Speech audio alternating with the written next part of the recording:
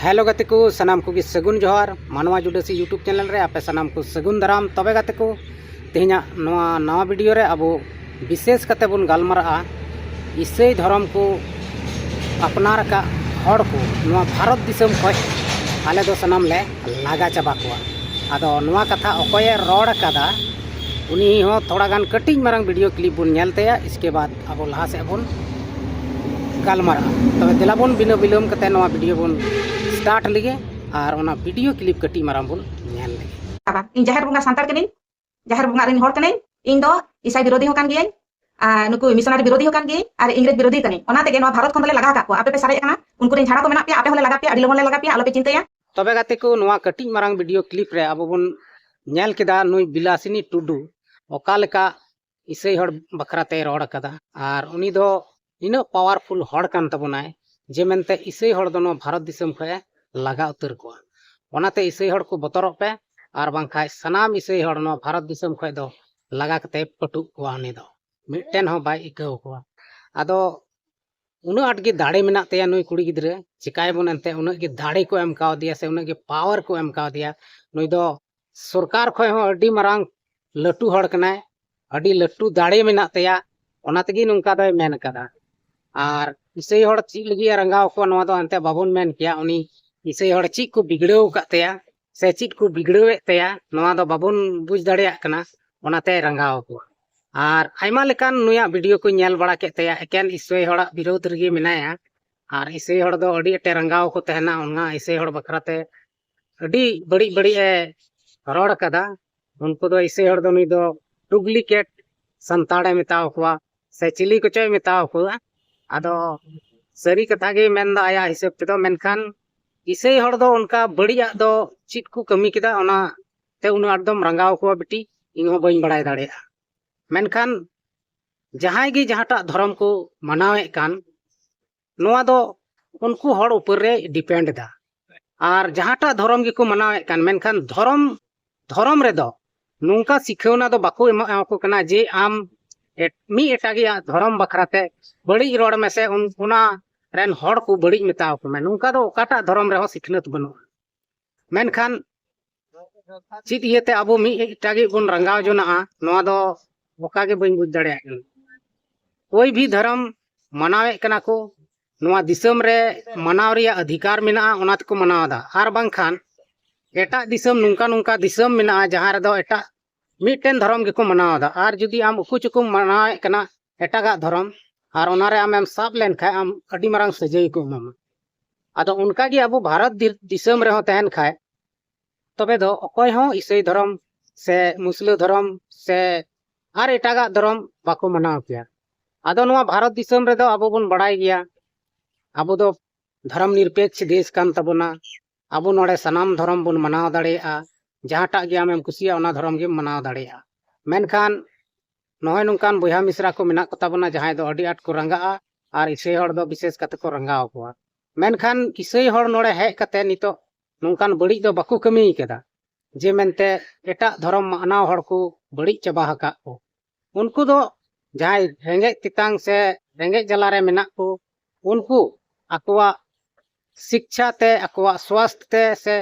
ओना करे को गणो को कना और गणो कते गे उनको दो लहा से को रकाब रिया को कुरुमुटुइदा उनको कमी दो नोआ कना और ईसाई धर्म रे दो नोआ गे शिक्षा को नामदा जे मेनते आम आडे पासे रेन अपनार लेका दुलड़ेम और जहां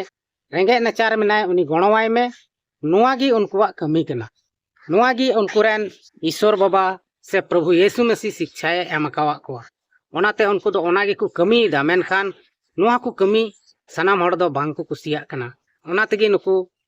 रेन विरोधी दको सांगे चला कना और नुकु दाल को तौल को गोज को रिया को कुरुमुटुये कना आदो नुका लेका गे अडी हड़ ईसाई हड़ बखराते बिसते बाबुन बड़ाय कदा जे नुकु दो चित को चिकायदा आदो अबो बुन नेल कते बुन चिद मा जे नुकु चिल कते अकुआ धर्म से अकुआ समुदाय को लहायदा से को अकु तलारे जुमित को दोहयदा उनका गे अब हो जुदी बुन कुरुमुटुया जे नुको लेका गे आले हो आलेया धर्म से आलेया शिक्षा आले हो नुको लेका गे लहा से ले बढ़ाव दी तलेया उनारे जुदी बुन लगाव को तबे अबु जहाटा धर्म रे मेना बुन ᱚᱱᱟ ᱫᱷᱚᱨᱚᱢ ᱠᱷᱚᱡ ᱮᱴᱟᱜ ᱫᱷᱚᱨᱚᱢ ᱛᱮᱫᱚ ᱦᱚᱲ ᱵᱟᱠᱚ ᱪᱟᱞᱟᱣ ᱠᱚᱜ ᱛᱟᱵᱚᱱᱟ ᱟᱫᱚ ᱟᱵᱚ ᱫᱚ ᱩल्टे उनको ᱵᱚᱱ ᱨᱟᱸᱜᱟᱜ उनको ᱤᱥᱟᱹᱭ ᱦᱚᱲ ᱱᱤᱭᱟᱹ ᱛᱮᱵᱚᱱ ᱨᱟᱸᱜᱟᱜᱼᱟ ᱩᱱᱠᱩᱣᱟᱜ देवा सेवा कमी नेलते से उनकुआ व्यवहार नेलते बन रंगाआ तबे नोआ दो अडी मारांग भूल कना नोआ तेदो उनको दो बाम सुधर दाड़ेया से उनको जहां इसे रे को चला कान उनको हम बाम रुकाव दाड़ेया चेदा से उनको ओंडे मौज जगह को बुझेउदा ओंडे उनको शांति को नामदा ओना इये तेगे ओडे दो को चला कना आर अबुआ जहां मारी धर्म विदिन धर्म से नितो को मेने सारना धर्म नोआ धर्म रे उनका शिक्षा बको नामे कना ओना कारण ते धर्म खय को कन्वर्ट कना आर जहां रे जहां हड़गी जुदी जहां गणवाय खाय उनिया कथा दोय अंजम ताय गया से उनी दो भागी हड़े मेतावाय गया आदो ओना इयते इसे हड़ दो अडी आट को कुसिया को कना आर उनको से को चला कना चेदा से उनको दो गणो को कना सुख रे दुख रे रेंगे रे तितांग रे सनम वक्ते उनको को गणो को कना ओना तगी आयमा ढेर आबुरेन संथाल बोया को इसे कान तबोना आर से एटा एटा जेत रेन को इसे कना चेदा से तिना को इसे कान उनको दो एकेन नाचार आर रेंगे ओरे हड़ कना को आर ओंडे सेन कते उनको दो ऑल पढ़ाव कते नौकरी चाकरी हो नितो को नाम किदा आदो जहां तक होइना आर नोआ दो धर्म करम रिया कथा मेनखान जहां एसटी कोटा रे आरक्षण मिना ओना बखरा अबो बन बड़ाय नामा नोआ दो धर्म दो मिटेन अलग गया आर जहां जेत कना जहां एसटी कना ओना दो अलग गया नोंडे गी बाबन बुझेव नामदा आर अबो तालार बन झगड़ा कना नोआ दो फालतू कथा कना जुदी उनका गी जुदी बड़ी गी खान से उनको इसे कते सनाम को जेत पद सनाम को बदल के खान तबे दो उनको जहां बुन मेंदा एसटी रिया जहां आरक्षण मेना ओना बांग नाम जरूर कना तबे दो आपे पे कमी दाड़े ताबुना जहां को नोआ विरोधी मेना पे उनको आर उनको पे रोकाव दाड़े को उनको जहां एसटी रिया फायदा को नामे ओना पे रोकाव दाड़े ताको आदो खाली रोड कते दो बांग होयुआ आपे जहां जहां नोआ पे रोडे कना उनको आपे दो कमी कते उदुक तबुन पे जे उनको नोआ आरक्षण कोटा रोका तको जरूर मेनखान जहां को इसे कना उनको रे ज्यादा टारगेट दो मेना मेनखान जहां मुस्लिम को जहां एकान हड़ कुड़ी को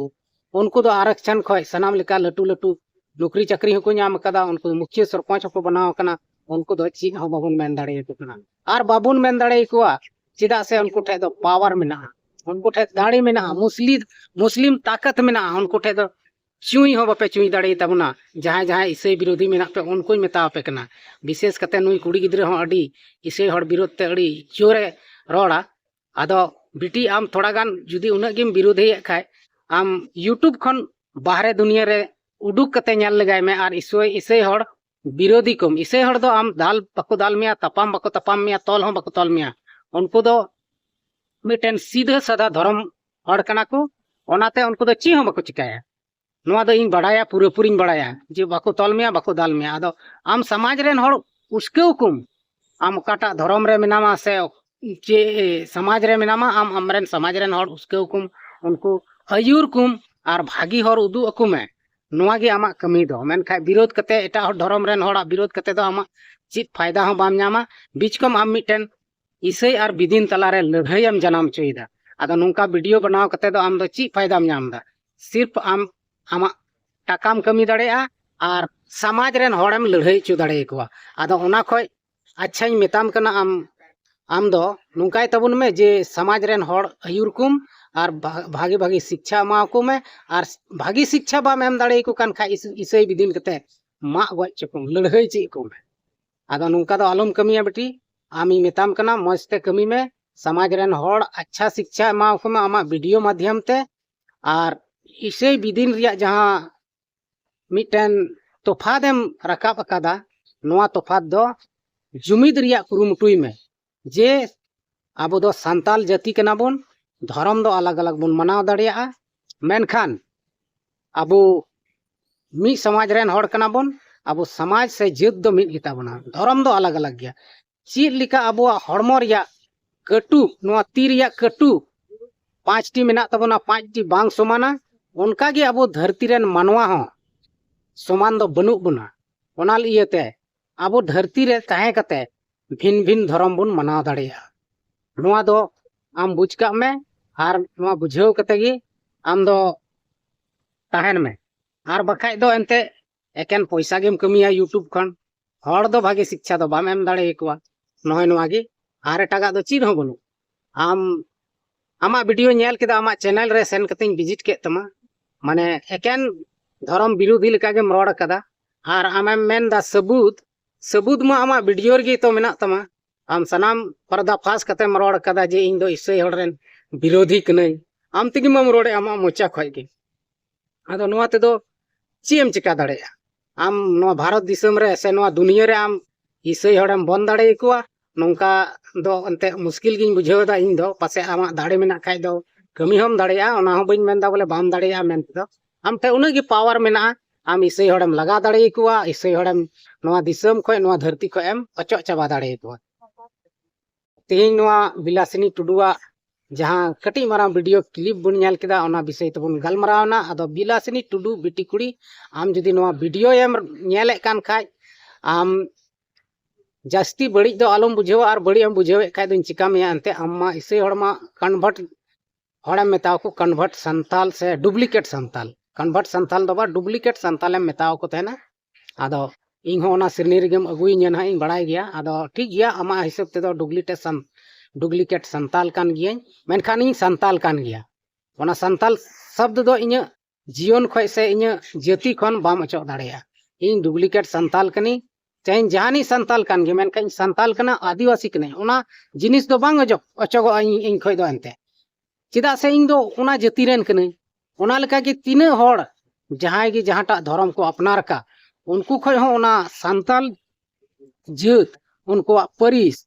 उनको टाइटल ओना को दो बांग अचोगो चाहे तो उनी जहांटा धर्म गे मनावे कान आदो एकेन नोआ औड़िया रोड कना जे इन दो नुको दुको डुप्लीकेट हड़ कना से डुप्लीकेट जात कना को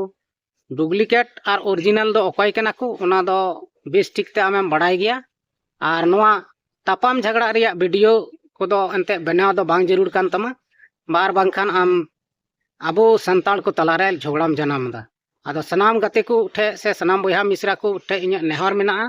आपे नोआ वीडियो नेल कते बड़ी आलो पे हुदिसा और बड़ी से दो बइन मेने तबना आपे जहाटा धर्म के पे मनावे कान मनाव तबन पे कोई दिक्कत बनुआ चिदा से आबो भारत दिसम रे सनाम धर्म मनाव रिया अधिकार मेना तबना